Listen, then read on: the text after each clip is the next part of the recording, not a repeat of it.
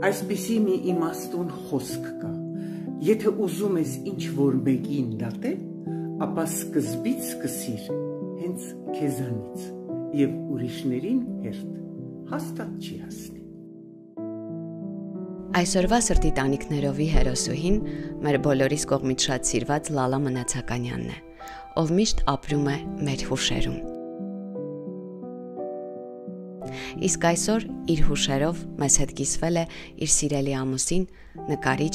Աշոտ Համբարձումյանը։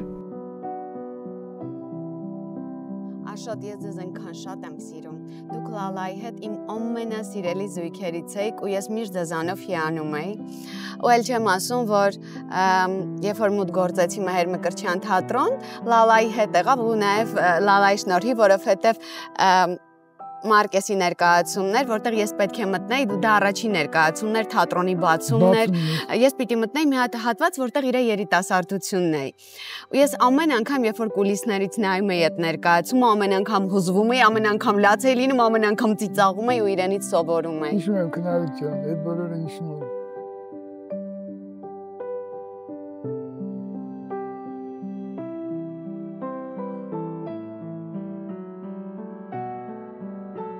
Մի քանի անգամ ճիշտ ասած հեռացանք իրարից, նորից մոտեցանք, եւ մի տարի հետո 84 թվականի դեկտեմբերի 22-ին մենք ամուսնացանք։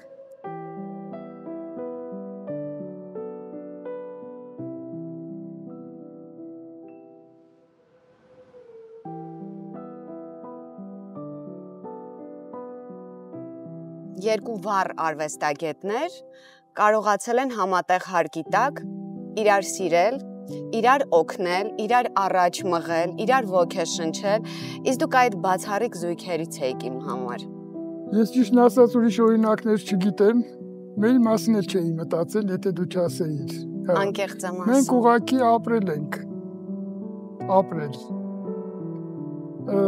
Ապրել վայելել եւ մեր արվեստով զբաղվել ամեն մեկս։ Ես կուզեի, որ դուք ինձ պատմեք առաջին անգամ, գուցե այդ մասին էլի եք պատմել, բայց շատ կուզեմ, որ պատմեք առաջի հանդիպումը Լալայի հետ։ Կովիդի ընթացքում իմ մոտ մտահղացավ միտք հիշողություններ գրել այն արվեստագետների հետ, որոնց հետ աշխատել եմ, եւ այդ շարքի մեջ նաեւ քանի որ գալիս էր մեր ամուսնության 35-ամյակներ գալիս, մի փոքրիկ բան էի գրել, թե ինչպես մենք ծանոթացանք։ Ես ինստիտուտի երկրորդ կուրսից հեռուստատեսությունում բեմադրող նկարիչ սկսեցի աշխատել եւ հենց երկրորդ ներկայացումը, որ արեցի, դա Հերբերտ Գասպարյանի Հանուն հողի եւ ռեժիսոր Հերբերտ Գասպարյանի Հանուն հողի եւ արևի ներկայացումն էր եւ այդտեղ ես զգեստների նկարիչն էի։ Բոլոր դերասանների հետ համաձայնացրել էի արդեն հագուստների խնդիրը, մնում էր, որ զրուցեի Լալայի հետ։ Զանգեցի իրեն, ծանոթացանք, մոտ 2 ժամ զրուցեցինք, հետո պարզվեց, որ պետք է մենք բարձրանանք հեռուստատեսություն հագուստներ ընտրենք, որովհետև ինքը այդ ինչ որ ուզում էի չուներ։ Հեռուստատեսության մեքենան այդ բանի Միջանցովիկ սրճարանը որ կար, Սկվազնյակը, դրա մոտից բարձրանում էր վերև, պայմանավորվեցինք այդտեղ, մենք իրար չհանդիպեցինք։ Գնացի ասեցի երևի վերևում կտեսնենք։ Ուշացել էր։ Չգիտեմ, 2 ավտոբուս էր, թե որով էր եկել։ Երբ որ գնացի, ես բացեցի զգեստապահարանի դուռը, տեսա մեկը շապիկով, կարմիր շապիկով, զգեստը վրա պահած, սկսեց վազվզել, թաքնվել։ Մեկ էլ ես զգեստապահը ասեց, վայ Աշոտ ջան, ես եկար ես ինչ լավ արեցիր, գոնե շուտ եկար։ Ու տեսնեմ ինչքան կնոջ հագուստներ կար, տարբեր կերպարների, ամբողջը դուրս էր հանված եւ որ պետքա փորձի։ Այդ բանը շատ էր հոգնել զգեստապահը։ Նայեցինք այդ բոլոր հագուստները մի ժամ ու կես էլ այդտեղ, պարզվեց, որ պետքա միայն էսկիզով տանեմ դերձակների մոտ, որպեսզի հագուստ կարեն։ Այդ ընթացքում նաև ներկայացումներ է անում հեռուստատեսությունում, մեր ծանոթությունը սկսեց այդտեղից եւ շարունակվեց շուրջ մի տարի, մի քանի անգամ ճիշտ ասած հեռացանք իրարից, նորից մոտեցանք, եւ մի տարի հետո 84 թվականի դեկտեմբերի 22-ին մենք ամուսնացանք։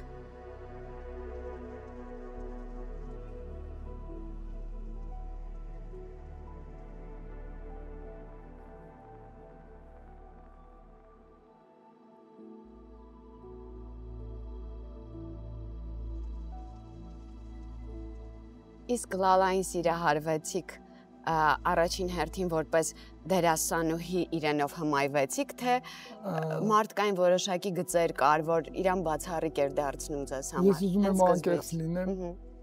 Ես ոչ մի բան էլ չեմ կարող ասել դրա, թե ինչ է տեղի ունեցել, ոնց է եղել, դրանց մասին ես չեմ էլ կարող խոսել։ Դա մի հատ ուրիշ երևույթ է, էլի, հասկանում եք։ Շատ դժվար է, որպես արվեստագետ, որպես դերասան եւ որպես խորություն ես շատ բարձր եմ գնահատել իրեն, հա։ Չգիտեմ, դա երևի հենց սերն է, էլի կարծես։ Ես իրեն ասում եի, օրինակ ես Բոտիչելի Վեներան շատ եմ սիրում, բայց չեմ հասկանում այդ նկարը, բայց ասում եմ, քեզնից հետո Բոտիչելի Վեներան ինձ համար արդեն շատ պարզ պրիմիտիվ աշխատանք դառավ։ Ինձ թվում է ստերեոտիպներից մի քիչ դուրս էր մեր մտերմությունը, մեր ընկերությունը եւ որպես ամուսնական զույգ, որպես ընկեր, որպես ստեղծագործող մենք ապրել ենք, մենք վայելել ենք։ Ինքը շատ բուռն բնավորություն ուներ եւ սաղ էլ գիտեին այդ մասին։ Շատ էմոցիոնալ էր։ Շատ էմոցիոնալ բան էր տալիս։ Ռեակցիաներ էր տալիս ամեն ինչին, ես դրա հակառակն էի, ճիշտ ասած։ Հա։ Մի օր անգամ հիշում եմ տարիներ հետո, երբ որ խոսք եղավ, դե իր տարերքը բանն է, քամինն է։ Իսկ իմս ջուրը մանեն հետարքիր բան ասեց ցանկացած բան, փոթորիկ օվկիանոսում հանգստանում է։ Տենց ընթայրացում արեց, հələ փոքրիկ էր ինքը, էլի։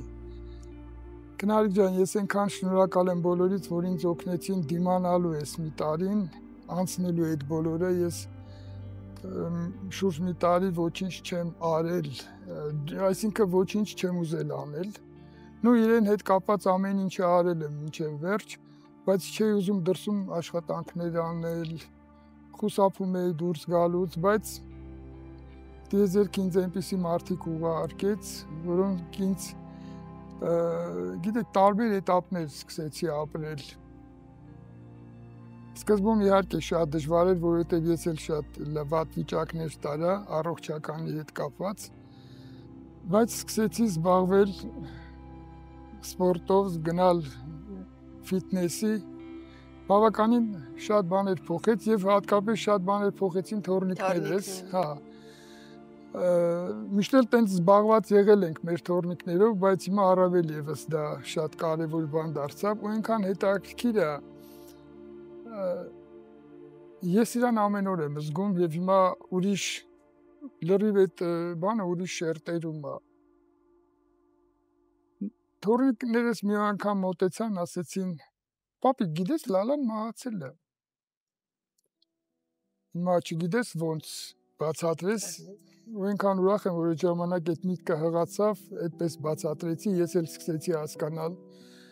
Ասացի երեխեք, գիտեք չէ, մենք գնացել էինք ծով, այնտեղ հանդիպեցինք բավականին լավ երեխաներ կային, օրինակ, տեսեք Եգիպտոսում ինչքան երեխաներ տեսակ ծովափին, ընկերացակ բան։ Հետո իրան գնացին իրանց երկիրը, իրանց բանը, մենք եկանք, մենք իրար էլ չենք տեսնում, չէ։ Ասում եմ այդպես էլ։ Այդպես է կյանքը, ասում եմ, գալիս է ժամանակ, որ մարդիկ գնում են մի տեղ, հետո մենք պետքա գնանք միանանք իրանց։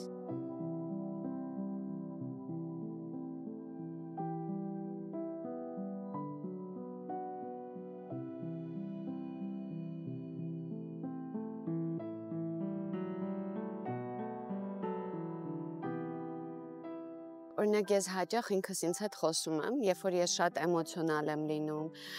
ճանապարհը չեմ գտնում այդ պահին, ինքս ինձ հետ բարձրաձայն խոսում եմ։ Ու ես գիտեմ, որ կան մարդիկ, որոնք որ այս իրելի մարդուն կորցնելուց հետո միևնույն է այդ բացակայության հետ չեն հաշտվում ու շարունակում են իր հետ խոսել։ Դա այնքան ճիշտ բան է, չես պատկերացնում։ Ոնց որ իր ներկայությունը դու զգաս, ուղղակի չես տեսնում իրան, բայց դու իր հետ առօրյայիդ մեջ անդադ շփումդ ունենում ես։ Դու եթե դրա պահանջը կարելի է այդպես լրացնել, մոտեցնել լրացնելու։ Դա սկսած կենցաղից, հա։ Օրինակ, ես իմ կենցաղը հիմա ես եմ հոգում, ասենք, ամեն ինչ ես եմ անում, ու ինքը մի բնավորություն ուներ, որ ինչքան էլ հոգնած գար, չգիտեմ ժամը քանիսին գար, մինչև խոհանոցը իդեալական վիճակում չլիներ, առավոտվա համար ամեն ինչ պատրաստ, ինքը չէր քնի։ Եվ հիմա նույն բանը ես առավոտյան որ զարթնանում եմ, վայ ասում եմ, էս ինչ տղա է, հələ տեսեք, հələ ամեն խոհանոցը ոնց հավաքած լալագոհես ուտելիքը պատրաստ է, ասում մաքուր տուն տանելու տղա է ասում։ Հա։ Ու շատ հարցերում ասում եմ, որ ասենք ինչ-որ մի բան շատ եմ լսում, այդ տղա վերջացրել, այդ շատ էր, ինքը ոնց կասել էլի։ Դա ինչ որտեղ շատ է փրկում, նամանավանդ այդ բարձրաձայն խոսելը։ Եվ այնքան հետաքրքիր է, երբ որ կյանքում ունենում եք զույգերի մեջ լինում է մի այնպիսի կապ, որը գեղեցիկ խաղ է, հա, եւ այդ խաղը պահում եք, եւ Լալան սիրում էր հաճախ ասել, մենք չենք հասցնում իրարից ձանձրանանք, որովհետեւ կամ ինքն էր գնում հյուրախաղերի, կամ ես էի գնում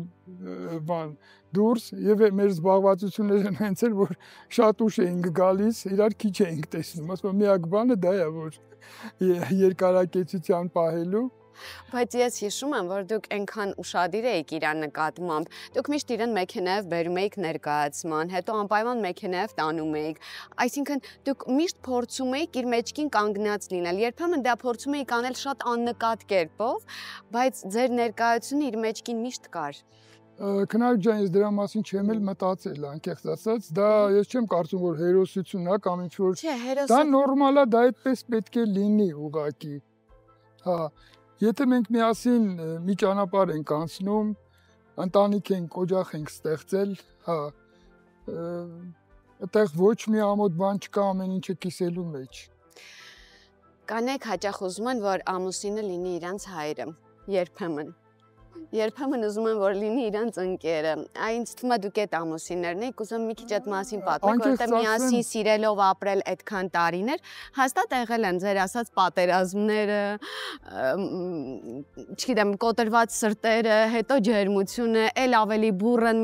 միմյանց հանդեպ զգացմունք ունենալն ու սերը։ Շատ հետաքրքիր բան է քնարիք, երբ որ այն ժամանակ դու ապրում ես, այդ բոլորը չես զգում։ Դա արվում է ինտուիտիվ, այսինքն երբ որ ինքը զգում ես, որ ինքը հոր պահանջ ունի, ոնց որ դու իր հայրը լինես, տենց ես մոտենում, զգում ես, որ ինքը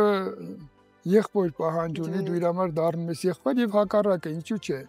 Ինքը որ տեսնում է դու հոգնած, կոտրված ես կամ ինչ որ լավ բան է պետք, ինքը դառնում է մայր, հա։ Պատկերացրեք այդ խաղի կանոնները շատ հետաքրքիր բան է եւ եթե դա տեղի է ունենում երկու սիրող զույգերի մեջ, դա մի հատ ուրիշ հարատև ճանապարհ է, որ կարող եք անցնել։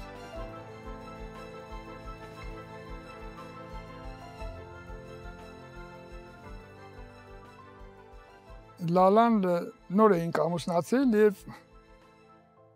ամենաթանկ վարձով տուն է վերցրել ձկան խանութի մոտ։ Լալան Սունդուկյան թատրոնում էր, ուրեմն պետք է հյուրախաղերի գնային, շրջաններ, ասեց, բայց մի շաբաթ դու ինչ պետք է ուտես, հա, մի եկա կացայով բորշ սարքեց, մսով բորշ, ասեց, ես կուտես մինչև գամ, հա, ես իմիջիալով շատ լավ եմ, ինձ էլ է դուր գալի, հիմա վերջերս որ կարդում եմ, այդ նկարագրությունը, ասում եմ, մի օր 2 աման կերային, մյուս օրը 3 աման, տեսնում եմ փոփոխություն չկա, հետո ասեցի մի օր քամեցի որպես սալատ կերա, մի օր մսերը հանեցի առանձին միս կերա, մի օր ասում եմ թաքունից թաքուն պատշգամբից մտա խոհանոց, արագ կերա ու դուրս եկա, որ չերևա։ Մի խոսքով, այդ ժամանակ ես Ռուբեն Ախվերդյանի հետ ներկայացում էինք անում, դրամատիկ խմբագրություն մգնում էր Շահումյան հրապարակում։ Արդեն այդ փորձերի ժամանակներ էսկիզներն էի տարել, նայում էինք, խոսում էինք, հետո դուրս եկանք Շահումյան բանից խմբագրությունից դուրս եկանք հեռուստաթատրոնից։ Ռուբիկն ասեց, արա բա մի այդ 4 օրվա բորշ չլներ ուտեինք։ Ասեցի արդեն շուտ ես ասել, գնացինք։ Երբ որ երրորդ բաժինը լցնում էի, արդեն ասեց, հո, տրակում եմ, ասի չէ, մի բաժին էլ պետք է ուտես։ Այդ երրորդ բաժինը կերավ գնաց ու լալան որ գալիս է, թատրոնի մոտ իջնում է բան։ Այդտեղով անցնելուց տեսնում եմ Ռուբիկին։ Ես գնացել էի որ դիմավորեմ։ Առաջի հարցը որ տվեց, ասեց բորշը կերել ես, ասի հա, բա ոնց, համարյա բան չի մնացել։ Հա, ասեց գիտեմ ոնց ես կերել։ Ում հանդիպեցի, ասեց ձեր տանը բորշ եմ կերել։ Հա, ասում եմ Ռուբիկն էլ դիմացի փողոցից, ասում եմ ձեռը բարձրացրեց, ասեց լալա բորշ չէր, ջազ էր։ Հա։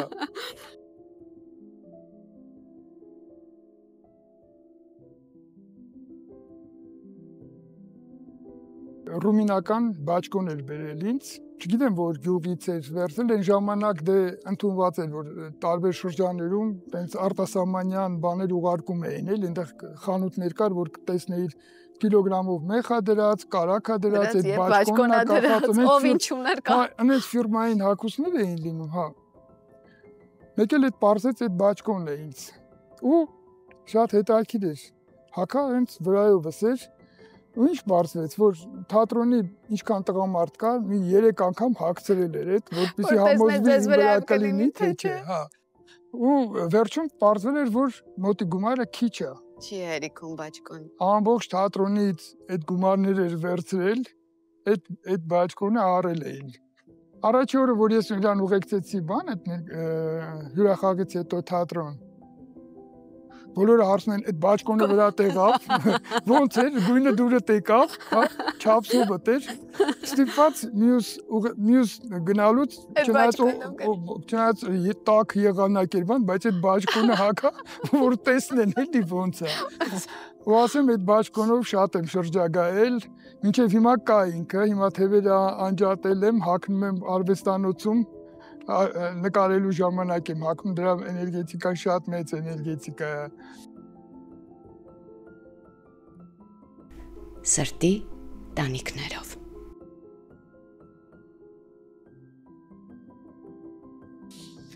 Երկրորդ պատմությունը ավելի հետաքրքիր էր, դա ավելի ուշ եղավ։ Ինքը որ գալիս էր երկարատև հյուրախաղերից կամ իր զբաղվածությունից բանից, ասում էր լրիվ բան եմ արել, անտեսել եմ էլի, ասում էր հիմա մի հատ լավ բորշ սարքեմ, բորշին չի ուզում սարքել, որովհետև բորշը կարելի է մի քանի օր ուտել էլի, որ էլ մի քանի օր բան չես կարող, չես անի։ Ուրեմն հա ասեց, գիտես ինչ կա, մի հատ կաղամբը կտրատի, ես հեսա բան գազար բազուկը գգամ ես կկտրատեմ, դու լավ չես կտրատում, հա։ Կաղամբը կտրատեցի, մեկ էլ եկավ ասեց, վայ արդեն մատները սկսել եմ, լսի հետո գնում եմ դասիկը կարմրի բազուկից։ Բազուկը գիտես ոնց ես կտրատում, քառակուսի, հա։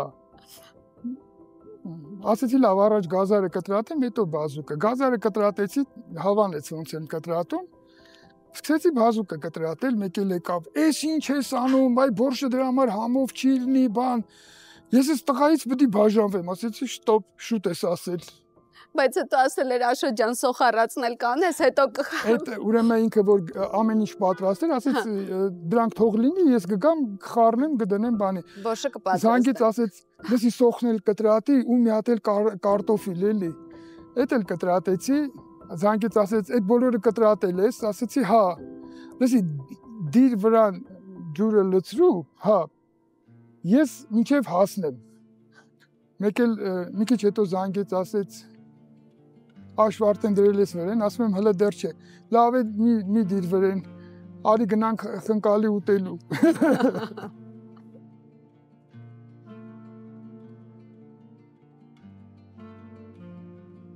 Աշոտ, իսկ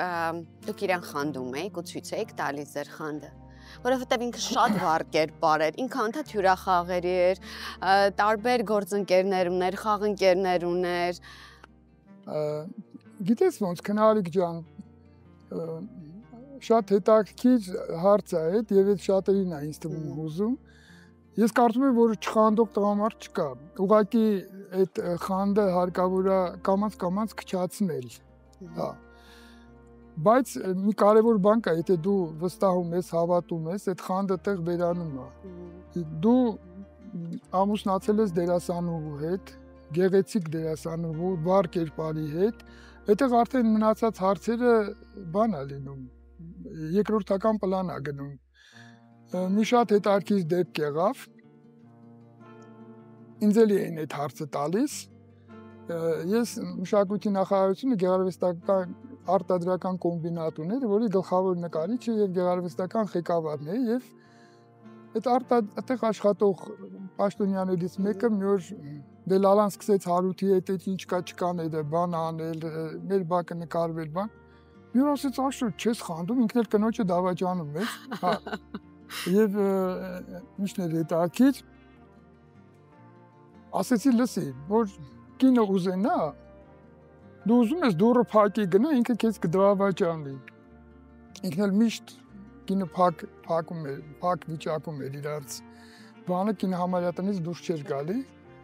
Ասեցի անգամ այն մարդու հետ, որը տուն ապրանք է բերում, բան անում, կարա դրա հետ էլ դավաճանի։ Մի խոսքով որ չերկարացնեմ, մի քանի զանգից հետո վեր կացավ դնաստուն։ Որ համոզվի թե ինչպես է էլի դա։ Բայց գիտեք, ես ինչ եմ հիշում, որ այն ժամանակ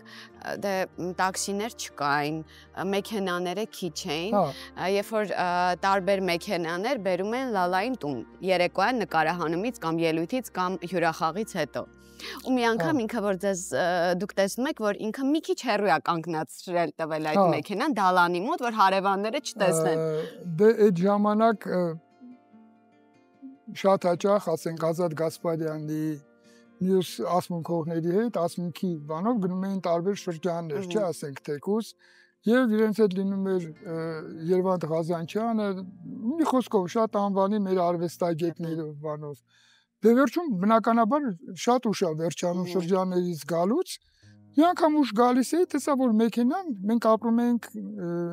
Կասկադում, Թամանյան արձանի հարևանությամբ այդ բակում։ Տեսա որ մեքենան կանգնել է բանի ու տեղից է իջնում լալա։ Մոտեցա ծաղիկները վերցրեցի ձեռքից, բան տղաներին բարևեցի, ստեսություն ասեցինք, ասում ինչպես մեքենան ստեղ կանգնացրել։ Դե ասում ես ասեցի, այնտեղ չկանգնացնեմ, էլի։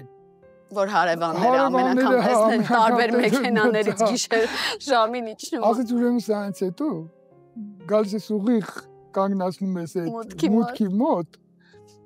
հանգիստ առանց չփոթվելու, դանդաղ դուրս ես գալի մեքենայից, ես մի հատ էլ նայում ես, որ բոլորը տեսնեն, ու գալիս ես դու։ Դրա պատասխանը ես եմ տալիս։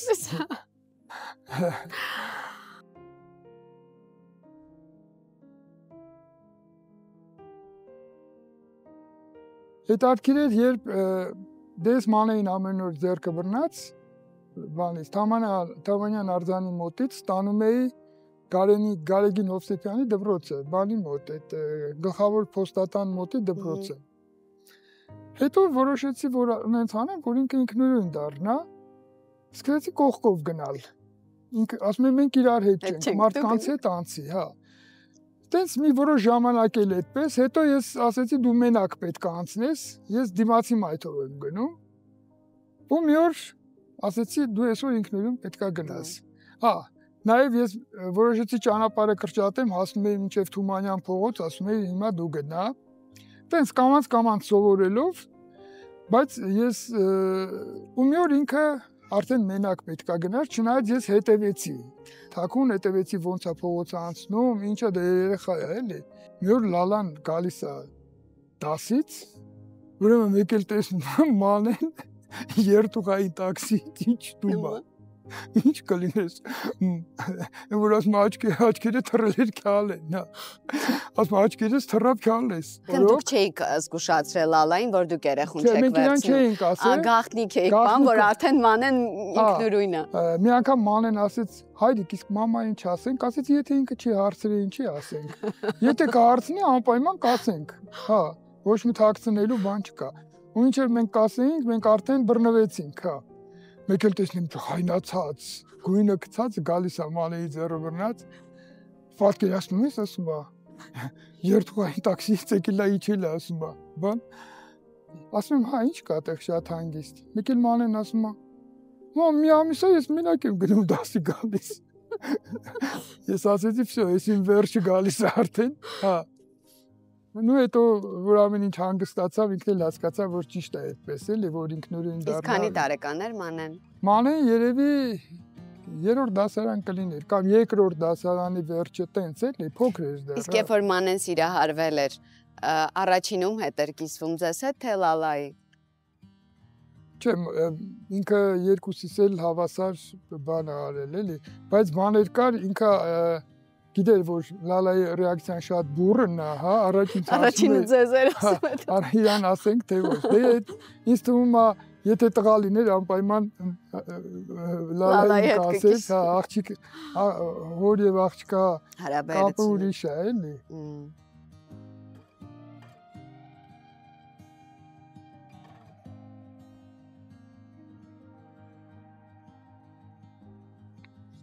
Աշոտ, իսկ երբ որ վիճում էիք, որովհետև դուք ասացիք, որ երբ որ մենք հանդիպում էինք, այդ առաջի տարին եղան բաժանումներ, հետո հանդիպումներ, հիմնականում ով էր հաշտության գնում։ Ինքը նեղացած պահում էր, իրեն նեղացած էր մնում, երբ որ նեղանում էր ինչ-որ բանից։ Ինքը տենց բաներ ուներ, բայց չէ հիմնականում ասեմ քեզ։ Գիտես, ինձ հիմա այնքան հետաքրքիր է քնարիք։ Ես որ ասեմ, դա հաշտվելու բան չի, դա ամեն հիշողությունը մի երջանիկ ուրախություն է դառնում, գիտես ոնց է, մենք ոչ թե վիճել ենք, այլ պատերազմներ է եղել, դա պատերազմներ է, որտեղ հաղթողը պարտվող էր, պարտվողը հաղթող։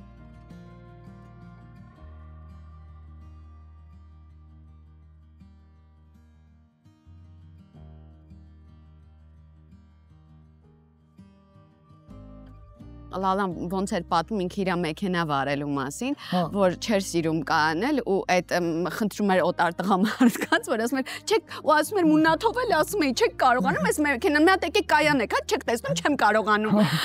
Ասենք, մեկը հանգիստ ընդ է կանգնած է, ծխում ական։ Ինչ ես կանգնել։ Չես կարողանում։ Մենք չես կարողանում մեքենաս գաս կանգնեցնես, բայց դրա հետ մեկտեղ Երբ որ դուք իրեն ասում եք, դե լավ, տաքսիով գնա ինչ-որ մտան, ինքը ասում է, Աշոտ ջան, չեմ կարողանում տաքսի նստել, որովհետև գումար չեն վերցնում։ Հա, իրոք այդպես էր։ Ինքը շատ սիրված կերպար էր։ Հա, անգամ ոստիկանները ինքան հետաքրքիր է, դե այն ժամանակ մի քիչ ուրիշ էր։ Ոստիկանը ուրիշ ոստիկան էր, էլի։ Անգամ որ գալիս է ինստիտուտից վերցնում է, գալիս ենք Խաչմերուկ, կարմիր լույսի տակ մեքենաները կանգնացնում էին, ասում էին, արի, ասում կանանչը անցի։ Հա։ Աշոտ, մենք ունենք մի լավ ընկեր, խոսքը Ամյո բանկի մասին է, որը մեր հաղորդման ընկերն է, միշտ մեր կողքին է, հատկապես իմ սիրելի Visa Platinum քարտով, որը որ ճանապարհորդություն, ուղղակի թեթևություն ու ուրախություն է միայն դարձնում քեզ համար, ու ինքը ընկերության հետ կապված պատրաստել է 3 հարց։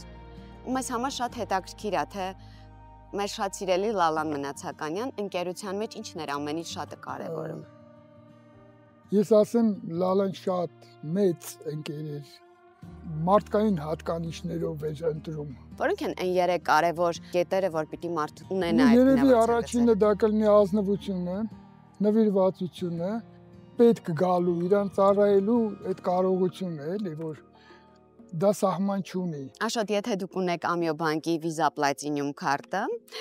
դուք կարող եք, ես գիտեմ Մանեի հետ, թորնիկների հետ սիրում եք, չէ՞, ճամփորդել, մեծ ուրախությամբ ճամփորդել, որովհետև սկսած օդանավակայանից ձեր ճամփրուկները անվճար փաթեթավորում են, այն հերթերին էլ չեք սպասում գրանցման, օրինակ այլ երկրում վարձում եք 30% զեղչով ավտոմեքենա, աստված մի արած այդ ավտոմեքենան փչանումա գալիս են անվճար սարքելու, որովհետև դուք ունեք այս Visa Platinum քարտը, էլ չեմ ասում, որ կան մի շարք առավելություններ, այդ օդանավակայանի բիզնես սրահում շամպայն խմել, հյուրասիրվել, մինչև կսպասեք օրինակ ձեր թռիչքին։ Ոնց պետք է հիշեմ ես։ Այս հիանալի ընկերօգնականը ես այդ ցուցակը ձեզ անպայման կուղարկեմ, թե դուք ինչ հնարավորություններից կարող եք օգտվել։ Բայ անչափ շնորհակալ եմ։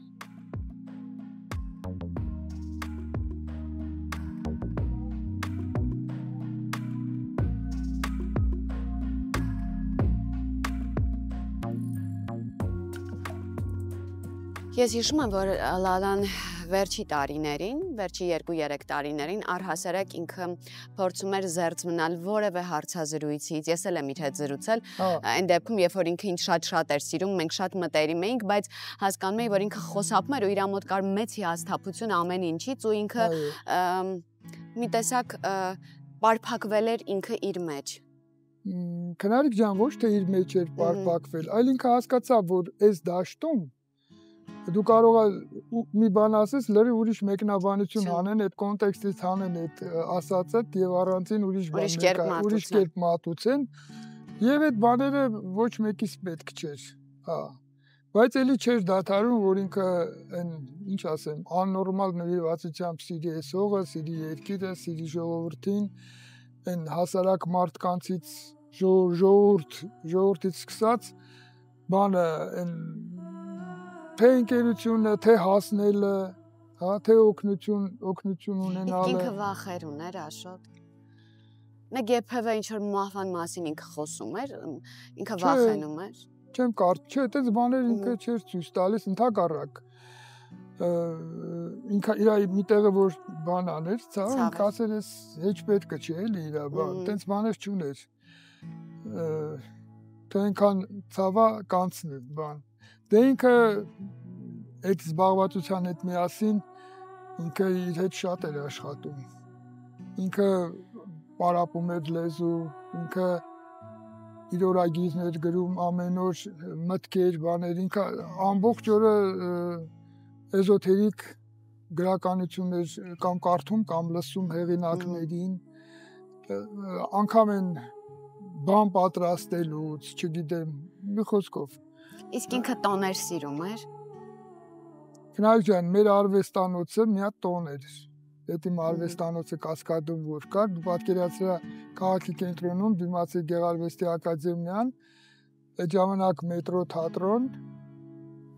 որ ամբողջ դերասանական ու բան աշխարհը ձեր արվեստանոցում։ Ես երեխաներով ասում, հա, եւ Մարիան թատրոնը։ Գիտեք, ես հաճախ տեսնում էի ձեզ օրինակ խանութի մոտ, Լալան մեքենայում էր սպասում, բայց գնումները դուք էիք կատարում, որովհետեւ ինձ թվում է դա նաեւ գալիս էլ նրանից, որ Լալային շատ էին ճանաչում, սիրում։ Ну, պատկերացրու, ես առհասարակ աշխատում էի այդքան չերևալ։ Ես էլ ուզում գնայի շուկա, գին իջացնեի, ազատ առևտուր անեի, էլի, հա։ Օրինակ Լալայի հնարավոր չէր շուկա մտնել, գնումներ անել, հա։ Անգամ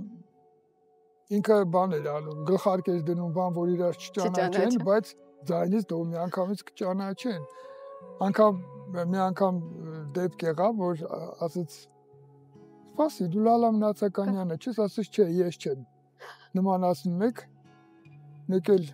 հենց այդ բացատրության վրա ասես դու հաստատ դու ես, այդ մեր բակից հետո դե շատ էր մեծ էր ճանաչումը իր արդեն, եւ դրանից հետո տարբեր բաների որ հրավիրեցին, բացի այդ բանը ինչ կա չկա հաղորդաշարը, որից հետո շարունակելինի ֆիլմաշարը, որը ինքը ստեղծեց 88 սերիա, առաջի սերիալը հայկական Լալան է նկարել։ Ստիպած ներողություն խնդրեցինք այդ կնոջը, բացատրեցի, որ գիտես բան են անում, էլի որ ճանաչում են, որոշում են, որ ձրի տալ կամ գինի չեսնել բան դուրս չի գալի, դրա համար բան են անում, այդպես է անում։ Խուսափում են։ Հա, տենց որպեսզի չնեղացնես էլի մարդուն։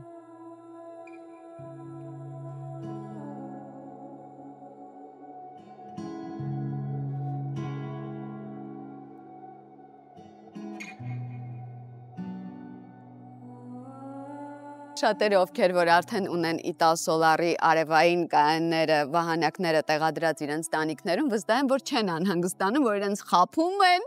կամ այդ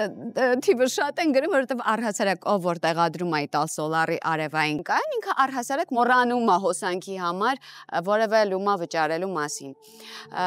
Ժամանակը արագ է, չէ՞, թրջում։ Հիմա ասենց նստած ենք, բայց 2 ամսից հետո արդեն լինելու է նոր տարի, մարդիկ պիտի պատրաստվեն այդ նոր տարուն եւ եթե դու գնում ես 10 կիլովատ եւ ավելի հզորությամբ արևային կայան, դու Իտալ Սոլարի կողմից նվեր ես ստանում 200,000 դրամ արժողությամբ Երևան City նվեր քարտ։ որով կարող ես հոգալ քո ամանորյա ծախսերը, ունենալ գեղեցիկ սեղան եւ միևնույն ժամանակ այլևս չմտածել հոսանքի ծախսի մասին։ Եվ սիրելիներս, կարող եք զանգահարել 812 Ital Solar, ձեզ կանեն անվճար խորհրդատվություն եւ կտրամադրեն անվճար ձեր նախագիծ։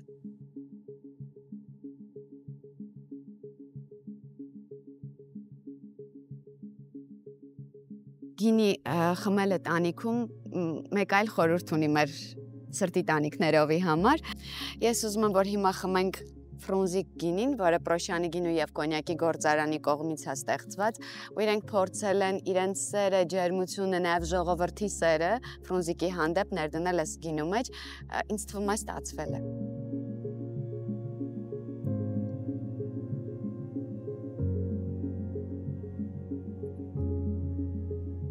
Հավանեցիք։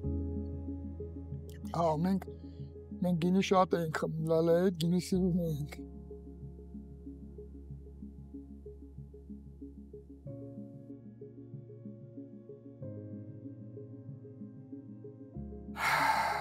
Տասնը քանի ամիս արդեն լալան չկա, հուլիս, օգոստոս, սեպտեմբեր, հոկտեմբեր, 16 ամիս։ Այս 16 շատ հաղորդումներ նկարվեց, այս երևի թե առաջի հաղորդումն է, որ ես մի տեսակ թեթևացած եմ պատմում, այդ բոլորը ճիշտ է, թեթևացած չէ, հիմա ավելի, ոնց ասեմ, այն ժամանակ այնքան էր բանը ինձ վրա, որ ամբողջ մարմնով ոչ մի բան չէի կարող շարունակել խոսել։ Երևի ես առաջի հաղորդումն ես որ կարողացա ժպտալ, այդ լավ բաները հիշել, այդ հուշերը, կյանքային բաները հուշել, այդ հիմա գիտես ինչ է, երբ որ այն բաները արդեն անցյալ են, այդ դերերը, ներկայացումները, աշխատանքային պրոցեսները, հիմա զգացմունքային բաներով ես ապրում։ Այն սիրո այն ջերմությամբ, այն հետաքրքիր դեպքերով, եւ ես այնքան շնորհակալ եմ, որ մի անգամ էլ հետաքրքիր բան եղավ, այս տարվա ընթացքում շատ բաներ ա եղել եւ ես շնորհակալ եմ Բարձրյալին, որ այնպիսի մարդկանց ուղարկեց ինձ, կապ չունի, օրինակ մեր դերասանուհիներից մեկին պատահական փողոցում տեսա, ինքը չէր կարողացել գալ, բան մի խոսակցությունից հետո ասեց Աշոտ կարևորը իրանք մեր կյանքում եղել են։ Պատկերացնում ես, այդ մի բառը, բայց ահագին բան փոխեց, թեթևացրեց։ Շատ դժվար է ասեմ, Քնարիկ ջան, ամեն օր այդ նույն տարածքում անգամ ձեռքս չի գնում որևէ բան փոխելու։ Մի տարի էր իրեն դրած բաժակը, իր մահճակալի մոտի սեղանին տենց մնում էր։ Այնքան արխիվային բաներ կա, հիմա զբաղված եմ դրանցով, ու արդեն հեղինակային իրավունքը վերցրեցի իրեն, իրավահաջորդը ես եմ մշակութային էջն եմ պատրաստել իրեն, չգիտեմ, անում եմ ուղղակի, երբ ինչ ոնց կլինի, նպատակը նաև նորից լալակետեի եմ կայքը աշխատացնել նոր ձևի, այսպես ասած ապրում եմ եւ իրենով, եւ իմ ընտանիքով, եւ թորներով, եւ աղջկանովս, նաեւ իմ տղա Փեսայով։ Ես ինձ երջանիկ մարդ եմ համարում ամեն դեպքում, որովհետեւ որ նայում ես ժամանակը ինչ է, չէ՞։ Բոլորս էլ գնալու ենք, ուղղակի հարկավոր է ապրել, հարկավոր է արարել, հարկավոր է դա ուրիշ անկյան տակ այդ բոլորը նայել եւ առաջ գնալ։ Ես հիմա ուզում եմ ամեն բլից հարցերը, բայց կուզեի որ իրենց պատասխանեք այնպես, ոնց որ ասենք Լալան կպատասխաներ, որ տարբերակը Լալան իր համար կընտրեր։ Ստաբիլություն թե ազատություն, որը կընտրեր։ Ազատություն։ Մտքով էր թե սրտով։ Սրտով։ Կյանքի մեծագույն արժեքը ինչու ներկայանում իր համար։ Հայրենիքն էր ամենամեծագույն արժեքը իր։ Ասում որ հանդիպեք, ինչ կասեք։ կասեմ երախտապարտ եմ։ Ես էլ ձեզ եմ երախտապարտ։ Ուզում եմ ձեզ գրկեմ։ Մենք տանիքում միշտ վերջում գոռում ենք։ Ես չգիտեմ դուք կուզեք ինձ հետ գոռալ թե չէ։ Ես սիրում եմ գոռալը, ասեմ, դրա հետ կապված մի շատ հետաքրքիր բան կա, որը Վանուշ Խանամիրյանի հետ է պատմությունը, ես նորից դրա հուշերում գրել եմ, երբ որ Վանուշ Խանամիրյանը հիվանդանոցում վատ էր, ես գնացի իրան տեսնելու, ինքը շատ էր սիրում, ես էլ իրան էի սիրում, ինքը նենց վատ տրամադրության մեջ էր, ասեցի, ինչ ես պարկել, դու սենց պարկի, մենք էլ աղի նման պարկի, մենք էլ գանք ժամերով հերթ կանգնենք, որ 3 րոպե քեզ տեսնենք, ինքը ասեց, արի ես քեզ բան ունեմ ասելու, սիստեմաները միացրած բան, երբ որ ես կռացա ականջից, ինքը ասեց, ինքը մի նախադասություն ուներ, որ իր սիրելի մարդկանց ինքը ասում էր, էլի, օշնանք էր, կյանքդ երկար, փառք ու պատիվդ շատ, ու այդ փառք ու պատիվը միասին է գրվում,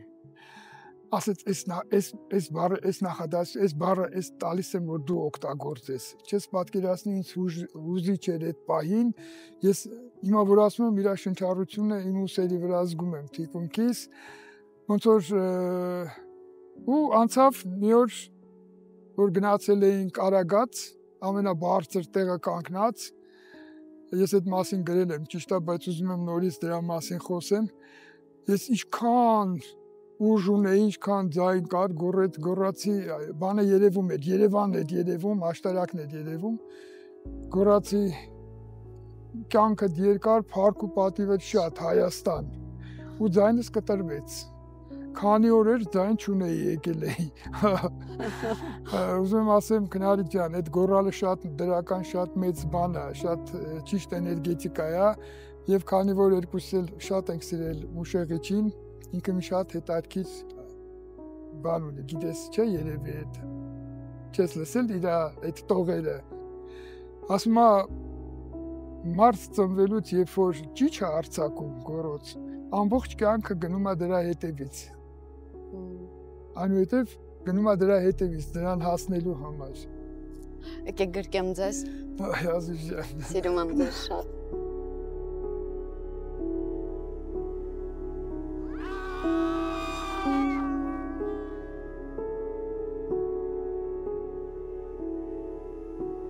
Հաղորդման գործընկերներն են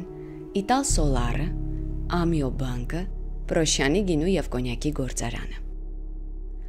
Մուսա Production։ Սրտի տանիքներով։